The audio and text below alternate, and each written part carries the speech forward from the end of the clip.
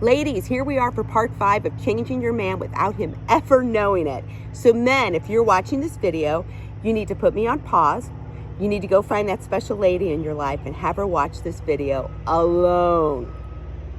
So ladies, I'm going to tell you what drives your man nuts about the way we communicate.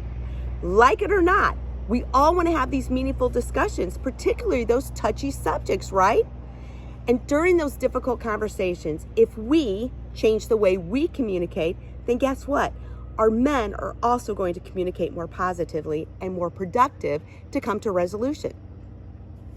In the book written by Michele Weiner-Davis, Changing Your Man Without His Ever Knowing It, she lists many tips of what to do to have those difficult conversations. But here are my favorites. So number 1, let him say when it's a good time to talk. So if you want to talk now, ask him if he's ready to talk. And if he's not, then have him state a date and time that it will be good. Number 2, be brief and to the point.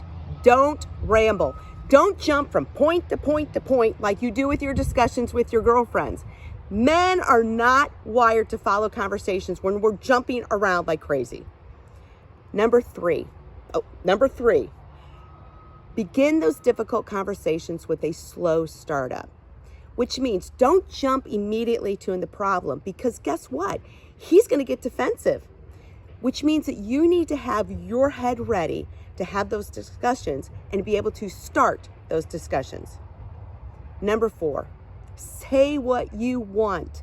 Be clear and direct. As we discussed before, he is not a mind reader. You have to tell him what you need from him. I recently went out with a girlfriend and she started immediately complaining about her husband and things that he's doing wrong and what have you. And I said, listen, you need to tell him what you need from him. She immediately got defensive and said, he's a man. I'm not his mother. He needs to figure it out. Ooh, the relationship isn't going so well right now.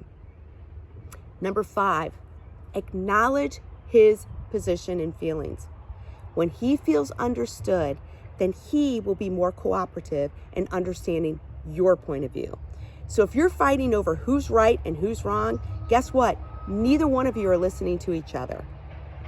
Number 6, ignore the zingers. These are those sarcastic comments that don't feel very good. If you want your conversation to go down quickly, go ahead and return a zinger to him and you'll see the fireworks continue. Number 7, so important. If your conversation gets too heated, you need to take a time out. And what that means is you need to go in separate areas for 60 minutes and you need to physically and mentally calm down.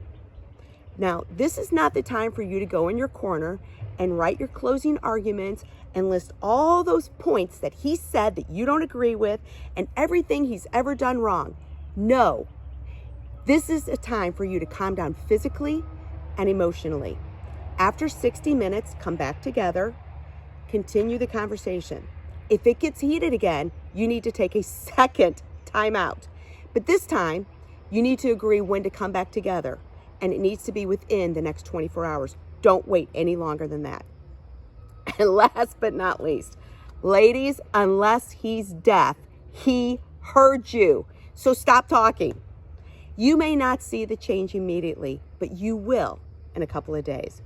Pretty common sense, right? So what's your homework for the week? You need to put 2 of these items into practice when discussing difficult topics with your spouse. There's only 8 of them. It's not that difficult. So you have a great week, and remember, this is our secret, how to change your man without him ever knowing it. You have a great week. God bless and live love.